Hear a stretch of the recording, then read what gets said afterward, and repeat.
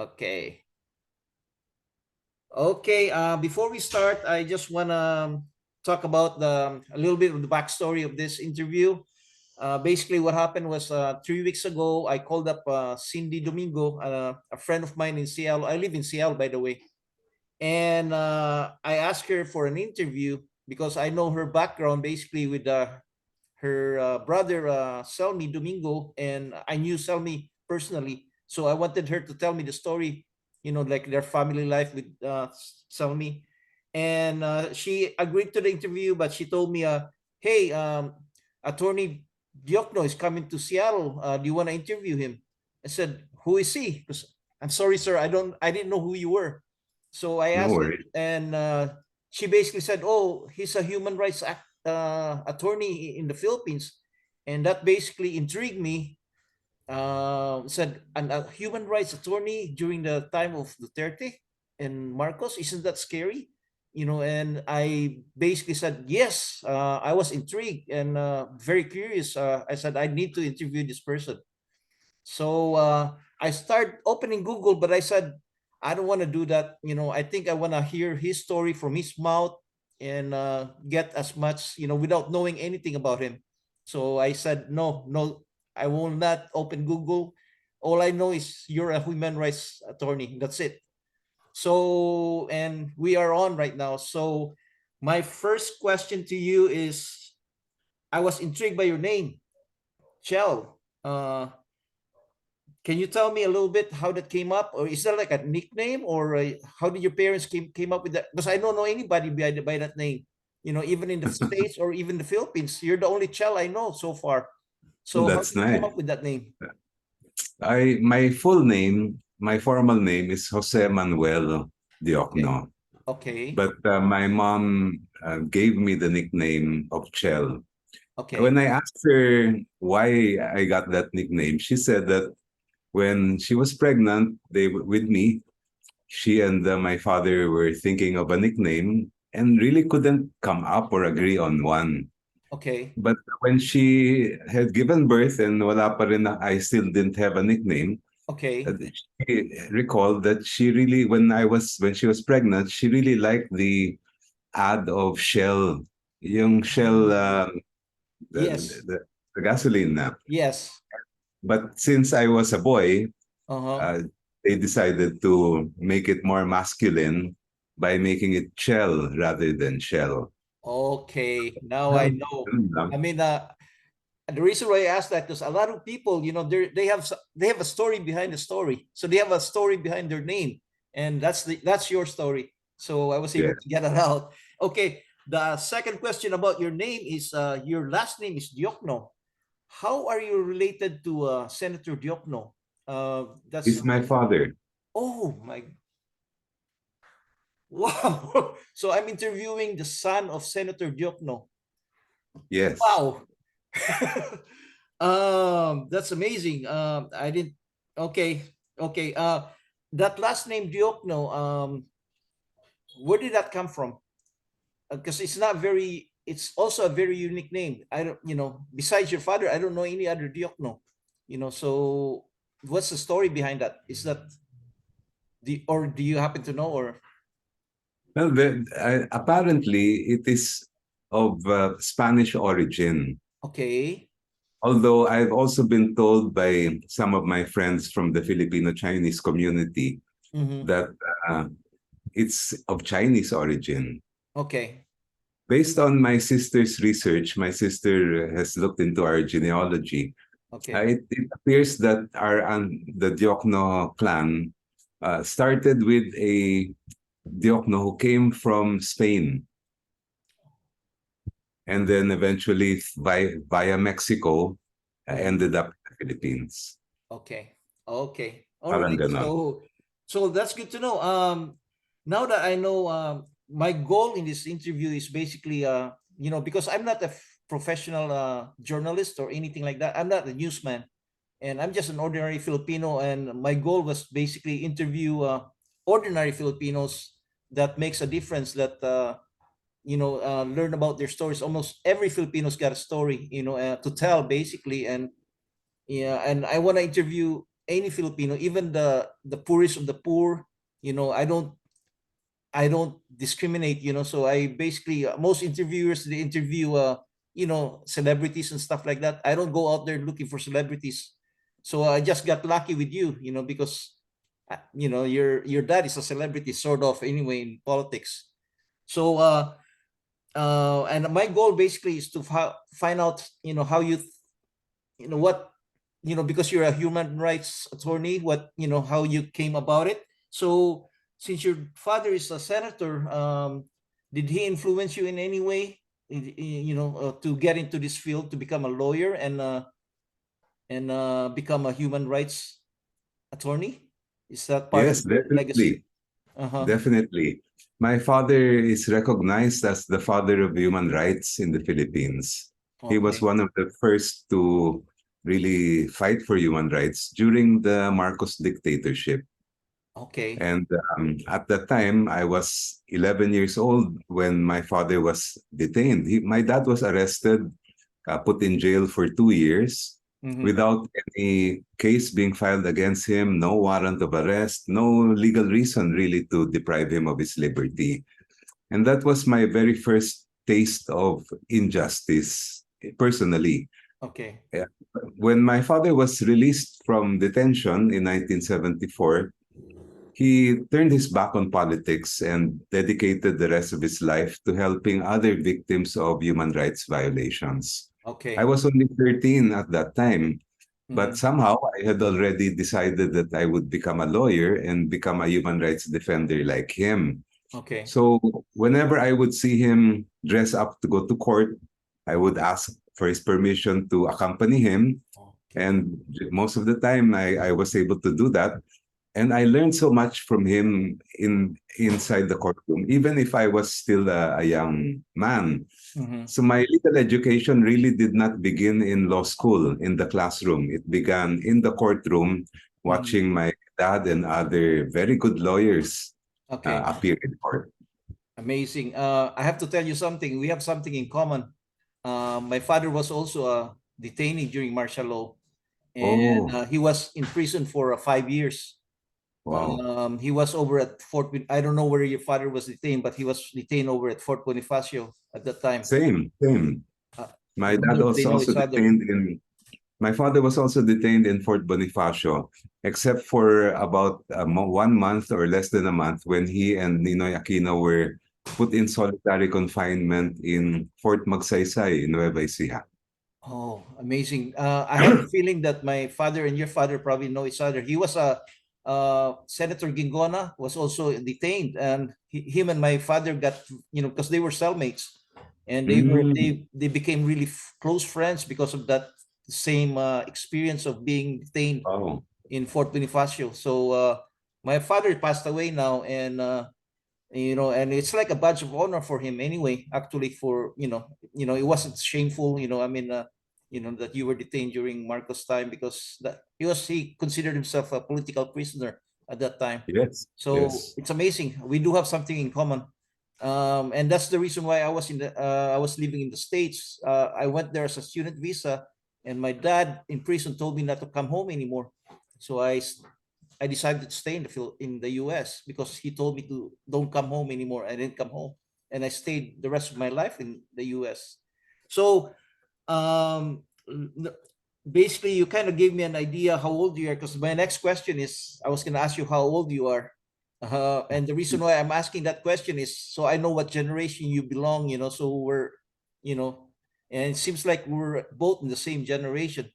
So how old are you, sir? I was born in 1961, so that makes 1961. me 62 years old. 62 years old. So I'm a little bit older than you. I'm 66. So I was 15 when I left the Philippines. So we're actually in the same generation, sort of. The martial law. We went through the same process, of the martial law and all that stuff. Um, so you're 66 years old. So you were growing up. Where did you go to school? I went to school in LaSalle Green Hills Okay. for grade school and high school, and then UP, University of the Philippines, for college. for college. And is that where you went to law school to in UP?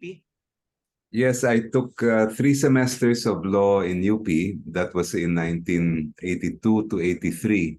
Mm-hmm. But in 1983, upon my dad's recommendation as well, Mm-hmm. I went to the States to take my law. My brother was then also studying law in the US, so I joined him. When I finished and got my degree, I went back to the Philippines and took the bar examinations here. What school did you go to in the US? I'm just curious. Northern Illinois University. Oh, okay. Is that in Chicago then? Based It's or about close? 2 hours away from Chicago. 2 hours. Okay. And that was in the 80s, right? Sort of. Yes. Okay. Okay. So that's when you were in the States, martial law was still on, Marcos was still in power, and Yes. basically that's when people power 1985, 86, I think. That's people power came on. Were you active in the anti-martial law movement in the United States since you were there? Not really. I Okay. was very busy studying with my studies, but I would, if you recall, during that time in here in the Philippines, much of the news was being censored and limited. Okay. But there were many foreign correspondents who were in Manila Mm-hmm. who were able to report in the US what was really happening. So Okay. especially around the time of the people power, I would be constantly communicating with my dad and the family, Mm-hmm. telling them what was happening in Manila because may They news didn't know. blackout doon eh. Okay. So yeah. Okay. Another thing is, since you went to school at LaSalle, which is a very prestigious school. You went to school at UP, another prestigious school, and your father was a senator. So that means your lifestyle, I would assume, I'm not sure, okay, because I don't know. So I would assume that your lifestyle was a comfortable lifestyle. You grew up at least upper middle class. I don't know if you're rich or whatever, but at least upper middle class if you went through that. So you're becoming a human rights lawyer. I would assume you represent a lot of the poorer section of the Philippines, the people that's can't afford or having a hard time, especially during the 230 period.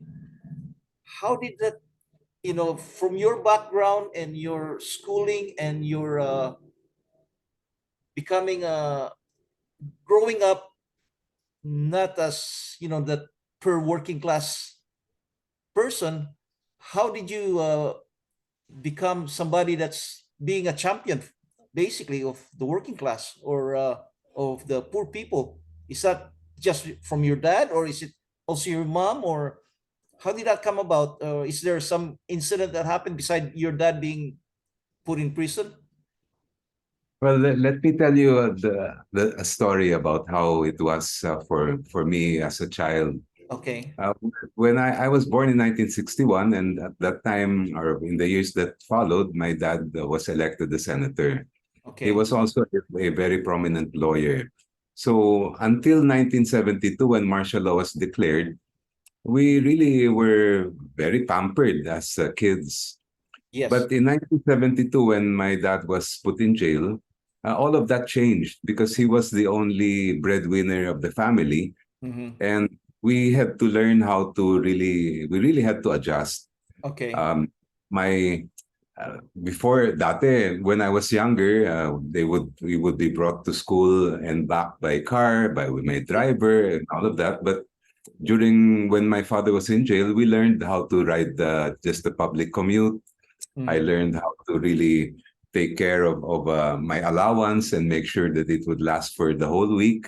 Okay. And it really opened my eyes to To the suffering. realities of ordinary people. When my father was released from jail, as I told you, I would go with him to court. And also I began to work with at his office every summer.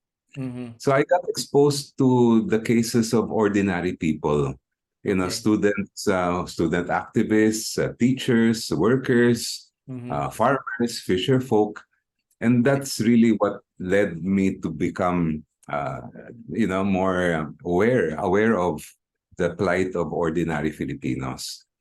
Of course, I had always wanted to follow in my dad's footsteps. Mm-hmm. So I really was determined to take law, to become a lawyer, and also to become a human rights defender. Yeah. Wow. That's a nice story. I went through that too because I grew up pampered, and I went to the States as a student visa. My my dad got cut off when my support. I only have a support line. They would send me money, and that's it. And then all of a sudden that money stopped. So I had end up working, and since I was only 15 years old, the jobs, I didn't have any degree or anything like that. So I end up working as the most menial work, which is basically washing dishes, doing janitorial work, and working up in Alaska and the Canaries, and I did that for years. And then I was still going to school, and just like you, that basically opened my eyes. How the rest of the everybody went through. So I came from this side and then end up this side because what happened to my dad. So we kind of have the similar story, in fact. So another question, since you mentioned it, and also I realized you went to UP. Were you a student activist too, or not really? Or you just basically were an academic person? Were you Well, active in? I was active, but not so much in student organizations. Okay. Because in the house at home, uh, the our home when my father was released from detention became sort of the hub Okay. for people who were fighting the dictatorship. Mm-hmm. So when I would get home, there was so much activity Right. happening, all kinds of activities, and that's more where I got involved.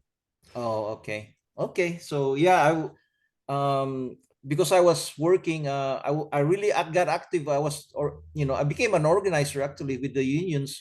So we organized the hospitals and over in Alaska, and that's how I got involved with Selmy, and Selmy got killed. So that was basically my background. Sort of. So basically, so it's basically the influence of your dad, as becoming your idol, and you basically followed his footstep basically, and also you learn, basically you saw what's going on in this world and stuff like that. What about your mom? Was she a big influence to you too, or? Yes, yes. My mother was such a very courageous and brave woman, and Okay. she really became our anchor when my father was in jail. I don't know how she did it, how she was able to make ends meet because we were 10 children. So you can Oh. imagine the burden on her at that time. My oldest siblings were in their um, early 20s. Mm-hmm. So it was really a challenge for her. And yet, she fully supported my father. She never even entertained the idea of making a deal with the Marcoses so that he could be freed from detention. Talagang pinanindigan niya. She stood for their principles. That's why I admire them both so much. Okay. And you mentioned you have 10 siblings. That's a very large family. Were they also, uh, are you in the same wavelength as them? Are they doing the same thing you're doing? They're basically out there championing, the poorer section of the society and all that stuff. Do you Yes, have in that their social own, in our consciousness own that you way. have? Yes, I think we all have that influence from my parents. Okay. And when People's Power happened, you were actually in the States going to school, right? Is that what you mentioned? So, Yes. um, how did you feel when when the news came out? Do you remember where you were at, and you first heard that Marcos fled, and the Marcos regime was basically gone, and Yes, I was in the boarding house where I was staying at the time in Illinois. Okay. and I was one of the happiest persons in the world because Yes. you know I'm a child of martial law. I was 11 years old when martial law was declared, Mhm. and 25 when the Marcoses had to leave Malacanang in disgrace Uh-huh. because of my peculiar situation where my dad was also a political prisoner and then later became a human rights crusader. Mhm. I I saw how terrible the abuses were during that time. So I Okay. was so happy when we regained our freedom because iba talaga eh. It really feels so different if to live under an authoritarian government. Mhm. Weren't when that for me when that happened, it was such a big news. I mean, Seattle. I live in Seattle. The front page was basically Marcos flee and stuff like that. I was so proud, and Filipinos everywhere was so proud. And then and what happened now? All of a sudden they revised history, and they made it look like Aquino was a bad person, and Marcos was basically a hero. So it was kind of shocking, when I saw that. Did you feel the same way that they're basically revising the history of what happened back then? Yes, it's quite sad, and it's really something that we have to push back against. Uh, That's one of the reasons why I have been very vocal about what happened to me and to my family during the dictatorship, because I want people to know that that's just fake news. That is deliberately being spread to make it appear that that period was a good time when actually it wasn't. yes, yes, I still remember how it was. I mean, I wasn't in the Philippines. I was in the U.S., but I was basically a victim because what happened to my family too. So and it was a very hard part in my end. So when you came back, you decided to be a human rights attorney, um, and Duterte came in power. So and Duterte with this, the basically killing people. I mean, they not going through due diligence or whatever. So weren't you scared or that you might end up getting killed or murdered? I mean, because you of your work. Well, I when Duterte got into power, I had already been a human rights lawyer for around 25 years. So I had kind of gotten used to threats and forms of harassment. Mhm. It was nothing new to me. What really made me angry at that time was the fact that he was really governing by fear Mhm. and that he was taking lives really without any due process of law and without any trial. Right. What also concerned me was the fact that he was attacking not just people, but the democratic institutions that we had built up since martial law, since the dictatorship. Uh-huh. He was attacking the press. I'm sure you heard what happened to Maria Ressa and to Yes. Rappler. Uh-huh. He removed the franchise of ABS-CBN. Mm-hmm. He also attacked the justice system. He was able to remove the Chief Justice without any impeachment. Mm-hmm. When under the Constitution, the only way to remove a Chief Justice is through impeachment. Mm-hmm. He attacked our right to liberty by putting Senator Laila de Lima in jail for almost 7 years. I'm so happy that now she's been released. Yes. And all of these things I really felt really bad about because we fought the dictatorship so that we could regain our freedom. Mm-hmm. And now when he took over, all of those things we gained sort of got out or were lost. Right. I believe that I was listening to Obama's speech last night, actually, on my flight here because they had a documentary in the plane. So I was listening to Obama. Obama said democracy is very hard to achieve. You might have victory, you move two step forward and you step back one step backward, and it's always like that, fighting for democracy. But over here in the Philippines, it turned out to be a two step forward and probably five steps backward. So we basically went back a lot more than we went forward. And it was just, you know that was Obama's speech basically. So I was just amazed with what he said. And uh another question I wanted to get from you is, talking about the threats about you, that you were getting a lot of threats. Were there any incident that, like you almost, that they were planning on doing something to you, like trying to kill you or trying to follow you or trying to, basically scare off your family, or what? Did anything like that happen, or not really, just basically people threatening you, by what they're saying? Yes, there was a time when I would receive phone calls in my home, and whoever would answer the phone they would tell that they would kill me. I Mm, received uh, death threat letters. I also experienced being followed in my car, okay. and I knew that my phones were being tapped.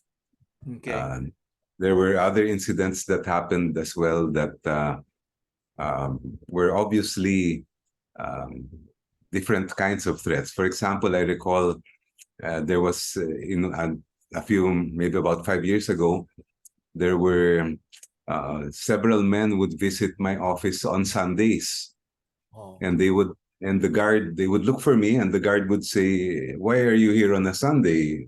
Obviously, there's no office today." Mhm. And then they would say, "Oh, we just want to know where the office of Attorney Diokno is." Okay. It's an indirect form of Yes. threat.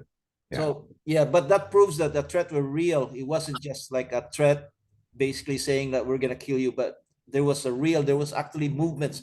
People were coming in, people were calling, people were, going to your place of work, and so it's a little bit extra than just people saying, if you don't stop it, we'll kill you. But they actually moved towards it. So there was action. So anything, basically, if they get that far, they could go a little bit more farther and just do it, just like what they did with, Ninoy Aquino. So, Yeah. yeah. So, um basically, what else do I have? Okay, you're motivated. Okay. Oh, another question I want to ask you is,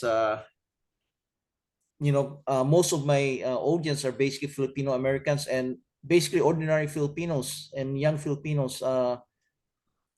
Can you give them, like advice, or if there's people out there watching and trying to find out, the truth, and, trying to, learn more what's going on in the Philippines, what would you say to a young Filipino that's really pro democracy and wants to basically help?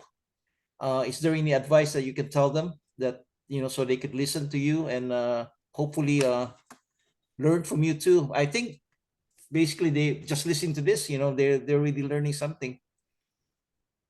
Yes, I had an opportunity to meet a lot of young Filipinos, Filipino Americans when I was there in Seattle and other parts of the West Coast just earlier this month. Yes. And I I first of all want to say that I was very impressed because they are aware of their connection with the Philippines. They Mhm. really like to know more about our country, Mhm. and they really feel a strong bond with their home nation. Now, I hope that we can have an even deeper connection. I hope that we can learn more, and through me and other people who are here in the Philippines, our doors are open to all of you, especially Filipino youth abroad, who want to know more and want to help in our country, because really so many people still need help in the Philippines. There are a lot of people who, it's not just a question of hunger, but it's also a question of lack of empowerment. Okay. They don't have a voice in our country, and I think we all can work together to help empower them. Oh, wow.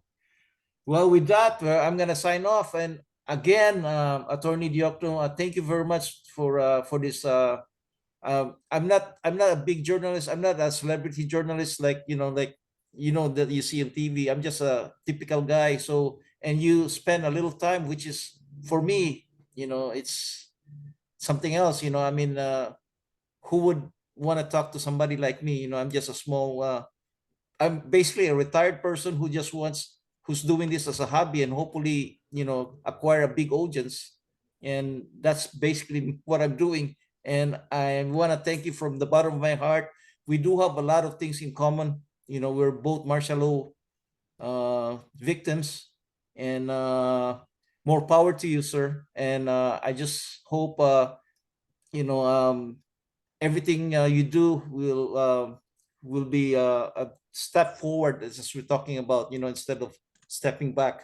So hopefully Thank our you. country Thank you. will step forward. Thank you very much again from the bottom of my heart. Thank Thank you. you too. All Bye right. bye. Okay. Bye bye.